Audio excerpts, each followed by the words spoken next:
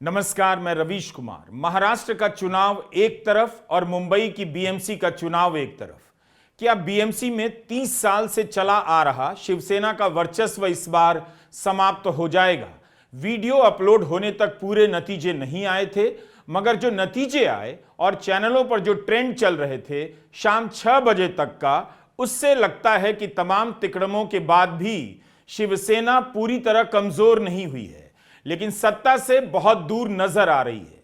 BJP और एकनाथ शिंदे का गठबंधन सत्ता में आने के लिए 114 के आंकड़ों को पार कर रहा है, मगर मुश्किल से पार कर रहा है। शिवसेना ठाकरे और उनका गठबंधन 80 से अधिक सीटों की तरफ जाता दिख रहा है। यह सब एक ट्रेंड है। एक अन्य ट्रेंड के अनुसार विपक्ष का गठबंधन भी मजबूत स्थिति में है, मगर पूरे नतीजे अभी नहीं आए। 4:30 बजे के नतीजे के हिसाब से देखें तो बीएमसी में शिवसेना उद्धव 41 पर है और बीजेपी 45 सीटों पर। अगर बीजेपी जीत जाती है तो यह बड़ी बात होगी। बीएमसी में पहली बार बीजेपी का मेयर होगा। शिवसेना बहुत कमजोर नहीं हुई, मगर सवाल बीएमसी हाथ से जाने को लेकर है। क्या नतीजे ऐसे आएंगे कि बीजेपी और शिंदे मिलकर बीएमसी पर कंट्रोल जमा लेंगे, या नतीजे आने के बाद भी तोड़फोड़ के खेल का एक और लंबा दौर चलेगा? जिस चुनाव में तोड़फोड़ से लेकर खरीद फरोख्त का खेल खुलकर हुआ, क्या उन बातों को अब दफन कर दिया जाएगा? मगर हम अपने इस वीडियो में सभी चीजों को दर्ज करेंगे। बड़े बड़े नतीजों के बीच आप इस खबर को कैसे समझेंगे कि महाराष्ट्र के जालना से पत्रकार गौरी लंकेश की हत्या का एक आरोपी श्रीकांत पनगरकर स्वतंत्र उम्मीदवार के रूप में जीत गया है। वहां लोग उसकी जीत का जश्न मना रहे हैं। श्रीकांत जमानत पर बाहर है। 2024 में एकनाथ शिंदे की पार्टी में यह शामिल हो गया था। जब हंगामा हुआ तो शिंदे शिवसेना ने किनारा कर लिया। इस खबर से अगर आप झटका नहीं खाते हैं तो भी कोई बात नहीं। भारत में अगर आप पंचायतों और निकायों के चुनावों को देखेंगे तो आपको लोकतंत्र को बीमार करने वाले तत्व भयानक रूप से नजर आने लग जाएंगे। हत्या का आरोपी स्वतंत्र रूप से चुनाव जीत गया। 2017 में बेंगलुरु में पत्रकार गौरी लंकेश की हत्या हुई थी। 9 साल बाद भी कोर्ट का फैसला नहीं आ सका और जनता ने अपना फैसला सुना दिया। भारत की नगरपालिका से लेकर न्यायपालिका तक की हालत आप समझ जाएंगे। विधानसभा के चुनाव के साथ साथ निकाय चुनावों को लेकर भी चुनाव आयोग पर तमाम सवाल उठे और विश्वसनीयता बहाल करने की कोशिश नजर भी नहीं आई। हमारी रिपोर्ट में सीटों के जो आंकड़े हैं उन्हें एक ट्रेंड के तौर पर देखिए। वास्तविक संख्या में बदलाव होता रहेगा। टीवी चैनलों पर बढ़त के जो आंकड़े दिखाए जा रहे हैं उनसे नहीं लगता कि बीजेपी को प्रचंड जीत मिल रही है। बीजेपी के गठबंधन की संख्या 114 के हाफवे मार्क से 1-2 ही आगे है। महाराष्ट्र के मुख्यमंत्री का ताजा बयान है कि उम्मीद है बीएमसी बीजेपी ही जीतेगी। जब नतीजे नहीं आते तब इसी तरह संभल कर बयान दिए जाते हैं। हम अपने वीडियो में राजनीति और ट्रेंड की बात कर रहे हैं। इस गठबंधन में बीजेपी सबसे बड़ी पार्टी है। बीएमसी में 90 सीटें मिलती दिखाई दे रही हैं, जो 2017 की तुलना में 8 ही ज्यादा हैं। जब शिवसेना को नहीं तोड़ा गया था और उसके साथ बीजेपी ने चुनाव लड़ा था, तब बीजेपी को 82 सीटें आई थीं और शिवसेना को 84। उस समय 50 से अधिक सीटों पर हार जीत का अंतर 1000 ही था।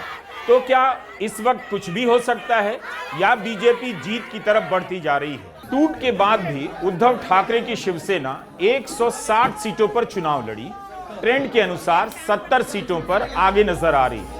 इसका मतलब है शिवसेना लड़ी भी और टिकी भी हुई है। अजीत पवार की एनसीपी बीएमसी के चुनाव में अकेले लड़ी।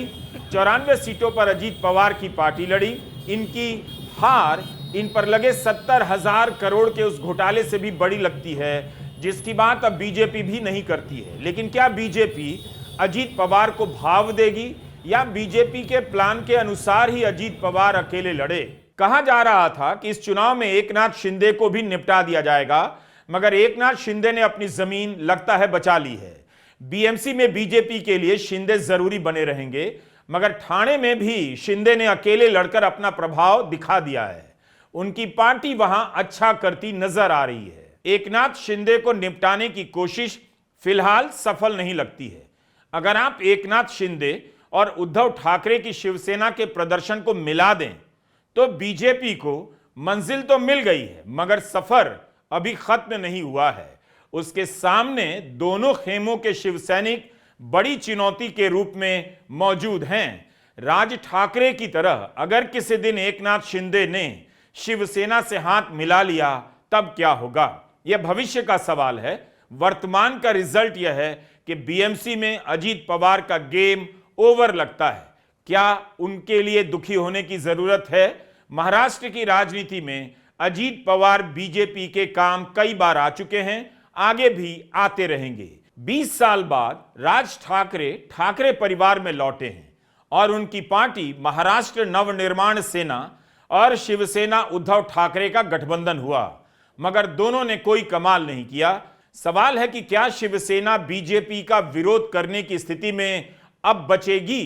कांग्रेस के साथ मिलकर वह बीजेपी को विधानसभा में नहीं रोक पाई, राज ठाकरे के साथ मिलकर बीएमसी में बीजेपी को नहीं रोक पाई।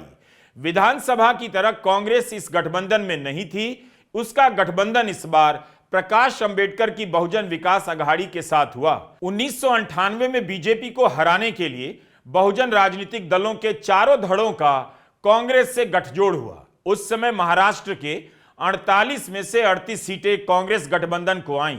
फिर यह गठजोड़ बिखर गया और 25 साल की कोशिशों के बाद प्रकाश अंबेडकर के साथ कांग्रेस का समझौता हुआ, जिससे कांग्रेस को कोई लाभ नहीं मिला। दूसरी तरफ राज ठाकरे और उद्धव ठाकरे के साथ आने का प्रयोग भी धड़ाम से फेल हो गया। नगरपालिका चुनाव का संबंध अगर किसी भी हद तक वोटर के मूड से है, तब फिर विपक्ष के खेमों को अपने अलग अलग खेमों के बारे में सोचना होगा, जो हर हार के बाद दल की तरह नहीं दुकान की तरह बची नजर आती हैं। क्या इन तमाम दुकानों को जुटाकर विपक्ष विकल्प का मॉल बना सकता है?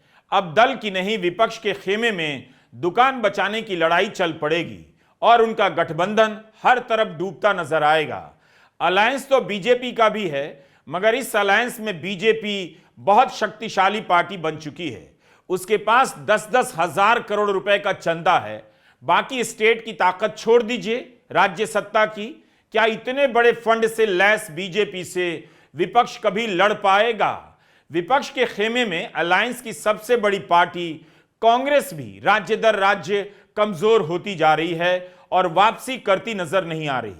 अगर इस देश में फ्री एंड फेयर चुनाव बच गया है तो उन स्थितियों की बात कर रहा हूं। महाराष्ट्र की राजनीति में बीजेपी का यह हिंदुत्व प्रयोग कई चुनावों से धक्के खाते हुए, टकराते हुए परिपक्व ना भी हुआ हो तो एक बड़े मुकाम पर पहुंचा है। इसे ना तो शिवसेना चुनौती देती हुई लगती है और ना बहुजन दलों के साथ कांग्रेस। बीजेपी के राष्ट्रीय हिंदुत्व ने शिवसेना के क्षेत्रीय हिंदुत्व को परास्त कर दिया है। पहले उसे काट छांट कर कमजोर किया, फिर उसके एक हिस्से को लेकर यानी एकनाथ शिंदे को मिलाकर अपने आप को महाराष्ट्र और बीएमसी में मजबूत कर लिया। हिंदुत्व के इस प्रोजेक्ट में अजीत पवार अब गैर जरूरी लगते हैं। भारत में बंद फाइलें कभी भी खुल जाती हैं, खुली फाइलें कभी भी बंद हो जाती हैं। बीएमसी का चुनाव आखिरी बार 2017 में हुआ, लेकिन ओबीसी कोटे के कारण चुनाव पर रोक लगा, मामला कोर्ट में पहुंच गया था। सुप्रीम कोर्ट के आदेश के कारण ही महाराष्ट्र भर में निकाय, पालिका और पंचायतों के चुनाव एक साथ हुए। इनमें बीएमसी काफी महत्वपूर्ण मानी जाती है। सुप्रीम कोर्ट में शिवसेना को तोड़ने एनसीपी के चुनाव चिन्ह को लेकर जो सुनवाई चल रही थी, उसका फैसला कब आएगा, यह सवाल ऐसे लम्हों के लिए छोड़ दीजिए जब आपके पास करने के लिए कोई काम ना हो। इस चुनाव में पैसे का जितना खेल हुआ, नियमों की जितनी धज्जियां उड़ी, हर चुनाव के बाद यह सब नॉर्मल होता जा रहा है। बीएमसी का चुनाव न्यूयॉर्क के मेयर का चुनाव नहीं था, लेकिन बीएमसी के चुनाव में न्यूयॉर्क के मेयर जोहरान ममदानी मुद्दा बन गए। अपने चुनाव प्रचार में गुजरात दंगों को उठा देने वाले जोहरान ममदानी को बीजेपी ने मुंबई में मुद्दा बना दिया। यही नहीं, बीजेपी ने बांग्लादेशी आ जाने का खौफ इतना बड़ा कर दिया, लगता है तमाम पहचानों की दावेदारी उसके सामने छोटी पड़ गई। बीजेपी के प्रदेश अध्यक्ष अमित सतम ने कहा कि कि आप मुंबई का मेयर किसे देखना चाहते हैं, खान या पठान को? मुंबई को किस रंग में देखना चाहते हैं, भगवा या हरा? सतम ने कहा कि देखो न्यूयॉर्क और लंदन में क्या हो रहा है, क्या आप चाहते हैं मुंबई में ऐसा हो? बीजेपी के प्रदेश अध्यक्ष का इशारा न्यूयॉर्क के मेयर जोहरान ममदानी और लंदन के मेयर सादिक खान को लेकर था। जोहरान ममदानी और सादिक खान को लेकर बीजेपी ने ऐसी लकीर खींच दी कि मुंबई का मेयर कौन होगा, इसे लेकर सारे दल अपनी अपनी ड्राइंग बनाने लग गए। बीजेपी के कहने का मतलब था कि मेयर हिंदू होगा, तो एमएनएस और शिवसेना ने कहा मुंबई का मेयर मराठी होगा। इसके जवाब में कांग्रेस ने कहा मराठी दलित मेयर होगा। तो बीजेपी को लगा कि यह हो क्या रहा है। उसने भी बयान दिया कि मराठी हिंदू मुंबई का मेयर होगा, देवेंद्र फडणवीस ने कहा। तो जोहरान और बांग्लादेशी के नाम पर हिंदू मुस्लिम की लाइन खींचने और खींचते खींचते मराठी हिंदू पर बीजेपी आ गई। उसका दांव सफल हुआ। न्यूयॉर्क में जोहरान की जीत मुसलमान की जीत नहीं थी, बल्कि ट्रंप की विभाजनकारी राजनीति के खिलाफ कई देशों के मतदाताओं के एकजुट होने की जीत थी। वहां रहने वाले भारतीय मूल के हिंदू और मुसलमान और अलग अलग राज्यों के लोगों की जीत थी। जोहरान ने अपना प्रचार कई भाषाओं में किया, स्पेनिश, बांग्ला, हिंदी, उर्दू, अरबिक और अंग्रेजी। मुंबई का चुनाव भाषा, क्षेत्र, जाति और धर्म के आधार पर बंट गया। गुजराती बनाम मराठी, मराठी बनाम तमिल, मराठी बनाम हिंदी, हिंदू बनाम मुस्लिम। अगर आप न्यूयॉर्क और मुंबई के चुनाव को एक साथ रखकर देखेंगे तो आपको लगेगा मुंबई में ट्रंप के सारे इरादे सफल हो रहे हैं, न्यूयॉर्क में ट्रंप की सारी राजनीति फेल हो गई। न्यूयॉर्क ने जहां पहचान की राजनीति को हराया, वहीं मुंबई में इतने स्तर पर पहचान की राजनीति को हवा दी गई कि वोटर को भी समझ नहीं आया होगा कि वह वोट डालते समय हिंदू मराठी है या केवल मराठी है, केवल मुसलमान है या केवल हिंदू है, या कभी कभी भारतीय होने की याद भी आई होगी। 1996 से मुंबई का मेयर मराठी रहा है, लेकिन उसके पहले मुंबई का मेयर पारसी भी हुआ, हिंदू भी हुआ, ईसाई और मुसलमान भी। उस मुंबई में बांग्लादेशी का भूत छा गया, मुसलमान मेयर होने का भूत छा गया, मराठी और गैर मराठी का भूत खड़ा हो गया। तरह तरह के भूत खड़े किए गए। इसलिए बीएमसी का चुनाव न्यूयॉर्क का नहीं था। मुंबई की चिंता न्यूयॉर्क बनने की भी नहीं है। दुनिया के इन दो बड़े महानगरों के मेयर के चुनाव का अध्ययन किया जाना चाहिए। न्यूयॉर्क में जहां लोग आगे आकर ममदानी को चंदा दे रहे थे ताकि अरबपतियों के समर्थन वाले वहां के सबसे अमीर उम्मीदवार का वे मुकाबला कर सकें, वहीं मुंबई में पार्षद के उम्मीदवारों पर करोड़ों रुपए में बिकने के आरोप लगे। मतदाताओं के बीच पैसे बंटने की खबरें छपी और उम्मीदवार इस दल से उस दल में आना जाना करते रहे। कल्याण डोंबिवली में बीजेपी के महेश पाटिल के सामने एमएनएस के नगर प्रमुख मनोज घराट ने उम्मीदवारी वापस ले ली, तो उन पर आरोप लगा दिया गया कि 5 करोड़ में बिक गए हैं। कल्याण डोंबिवली में बीजेपी और शिंदे के 15 उम्मीदवार निर्विरोध चुन लिए गए। इसे लेकर शक और सवाल गहराता रहा, मगर जवाब मिलता कहां है। चुनाव मजाक बनता जा रहा है और हर जीत एक सच। राज्य भर में 69 निर्विरोध जीत गए। इनमें से बीजेपी के 44 उम्मीदवार निर्विरोध जीते, शिंदे के 22, कांग्रेस का भी एक उम्मीदवार निर्विरोध जीता। कहा गया ऐसा कभी नहीं हुआ। पिछले 2 निकाय चुनाव में यह संख्या 10 से 11 के आसपास थी। इन इलाकों में रहने वाले लोगों को मतदान डालने का अवसर ही नहीं मिला, यह भी एक तरह की चिंता की बात होनी चाहिए। इसलिए महाराष्ट्र में जो चुनाव हुए, उन्हें आप भारत की राजनीति की सारी खराबियों को लोकल लेवल पर सर्टिफिकेट देने और चुनाव आयोग की सारी कारस्तानियों को लोकल लेवल पर आजमाने का चुनाव मान सकते हैं। भारत का चुनावी लोकतंत्र तमाम तरह की नैतिकताओं से मुक्त हो चुका है और यह राजनीतिक दलों के आपसी गठबंधनों में भी नजर आता है। वहां भी पतन है। बीजेपी के विरोधी खेमे की विचारधारा तार तार हो चुकी है, मगर बीजेपी अपनी विचारधारा पर टिकी नजर आई। यहां तक कि मतदान के समय लोगों ने आरोप लगाए कि कैसी स्याही लगाई जा रही है कि सैनिटाइजर और एसीटोन से मिट जा रही है। विपक्ष ने आरोप लगाया इस तरह की स्याही लगाकर बार बार वोट डालने का प्रयास किया जा रहा है। अपनी तरफ से बीएमसी ने इन आरोपों को खारिज करने की कार्रवाई कर दी। राज्य निर्वाचन आयोग ने यहां तक कह दिया, वोटर की जिम्मेदारी है कि वह अपनी उंगली से स्याही ना मिटाए, और स्याही के सूख जाने से पहले उसे मिटाया तो गलत होगा। बीएमसी ने कहा कि अगर इंक सूखने से पहले निशान हटाया गया तो कार्रवाई की जा सकती है। पहले बीएमसी ने इनकार किया, अब जाकर जांच की बात होगी।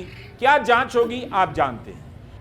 मुंबई के चुनाव में पैसे के इस्तेमाल को लेकर आयोग पर आरोप लगे कि वह बीजेपी शिवसेना शिंदे के लिए आंखें मूंद ले रहा है, तो पुणे में अजित पवार की पार्टी के कैंपेन का काम कर रही कंपनी के दफ्तर में छापा पड़ गया। अजित पवार ने कहा उन पर भ्रष्टाचार के कितने आरोप लगे, आज वे आरोप लगाने वालों के साथ सरकार में हैं। इन सभी बातों को पब्लिक और वोटर के बीच बीजेपी नॉर्मल बनाती चली गई, या जनता ने अपनी तरफ से इसे सामान्य मान लिया है। मतदाता सूची की शिकायतों को जीत की इन खबरों में भुला दिया जाएगा। पहले भी कहां इसे लेकर धरती हिल रही थी। मतदान के दौरान राज्य के निर्वाचन आयोग की वेबसाइट 10 में से 6 घंटे बंद रही। निर्वाचन आयोग की वेबसाइट क्रैश कर गई। लोग सूची में अपना नाम नहीं ढूंढ पाए, ना बीएलओ उनकी मदद कर पाए। जिन लोगों का पता बदल गया वे परेशान होते रहे। लोगों के पूरे पूरे परिवार वोट नहीं डाल पाए। निर्वाचन अधिकारी दिनेश वाघमारे ने हिंदुस्तान टाइम्स से कहा कि एक ही दिन में वेबसाइट को 2 करोड़ लोगों ने खोला, जिस वजह से वेबसाइट बैठ गई। डिजिटल इंडिया का यह हाल है, तब इस हिसाब से महाराष्ट्र के अलग अलग क्षेत्रों के लिए वेबसाइट बना देते। सोशल मीडिया में चल रहे वीडियो में एक बात बार बार सामने निकल कर आ रही है। लोगों का कहना है कि उन्हें वोट डालने का मौका नहीं मिला। एक जगह वोट डालने गए तो दूसरी जगह भेज दिया गया, वहां से तीसरी जगह थक हार कर घर चले आए। लोगों को अपने घरों के पास मतदान केंद्रों में वोट डालने का मौका नहीं मिला। एक ही इमारत के लोगों को अलग अलग जगह पर जाकर वोट डालने के लिए कहा गया, और बूथ पर जाकर पता चला नाम सूची में है ही नहीं। 35-35 वर्षों से वोट करने वालों के नाम लिस्ट में नहीं थे। ऐसी शिकायतें मीडिया में छपी हैं।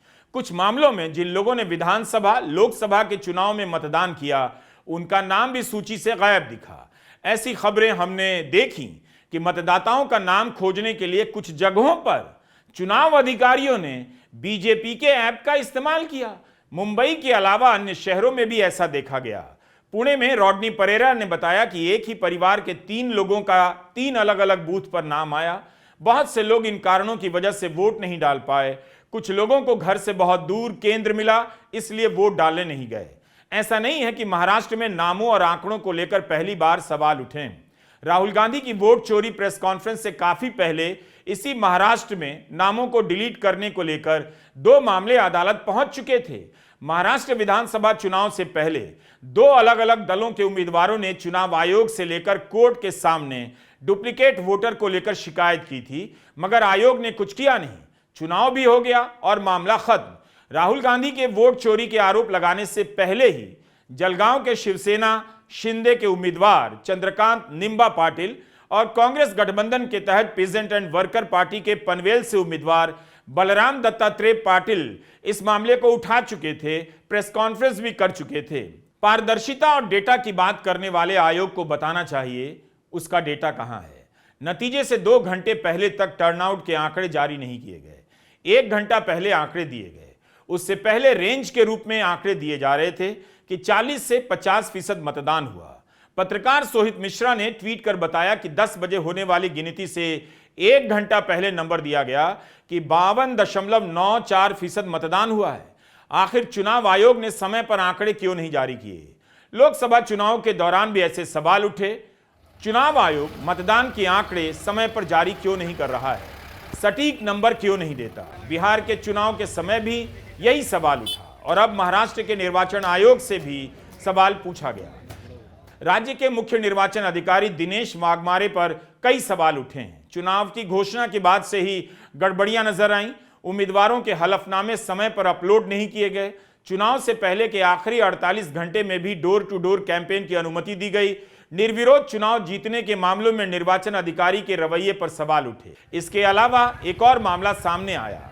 महाराष्ट्र के निर्वाचन अधिकारी ने मुंबई में एक नई बैकअप मशीन पेश कर दी। Printing auxiliary display unit PADU नाम की इस मशीन के बारे में कहा गया, यदि ईवीएम काम करना बंद कर देती है या किसी प्रकार की तकनीकी गड़बड़ी होने लगती है, तभी PADU मशीन का इस्तेमाल होगा। कुल 140 PADU मशीन को अलग अलग बूथों पर भेजा गया। इस मशीन को लेकर शिवसेना, ठाकरे और आम आदमी पार्टी ने काफी विरोध किया। PADU मशीन भेजी गई, मगर इस चुनाव में वीवीपैट पर्चियां जारी नहीं की गई। अगर चुनावी पारदर्शिता और सहूलियत ही उद्देश्य था, तब फिर वीवीपैट नहीं दिखाने का क्या तर्क है? विपक्ष के नेताओं ने इसे लेकर सवाल उठाए। चुनाव के आखिरी समय पर ऐसी मशीन क्यों लाई गई? क्या पार्टियां अपने एजेंट को लेकर इसे ट्रेन कर पाई होंगी? क्या इसके बिना बीएमसी का चुनाव नहीं हो सकता था? एक समय था कि चुनावों के नतीजे आने पर सभी दल चुनाव आयोग को भी विजेता कहा करते थे। मीडिया भी कहता था। चुनाव आयोग पर इतने सवाल नहीं उठा करते थे, मगर अब आयोग पर चुनाव के दौरान इतने आरोप लग जाते हैं कि चुनाव अब चुनाव लगता भी नहीं, और चुनाव आयोग को नहीं लगता कि इससे बहुत ज्यादा फर्क पड़ता है। यूपी और बंगाल से SIR को लेकर जो खबरें आ रही, उनकी जटिलताओं की आड़ में आयोग को छुपने का मौका मिल जाता है। लेकिन जैसा कि बार बार कह रहा हूं, नगर पालिका से न्यायपालिका तक नजर उठाकर देखिए, देश कैसा दिखाई दे रहा है। नमस्कार, मैं रवीश कुमार।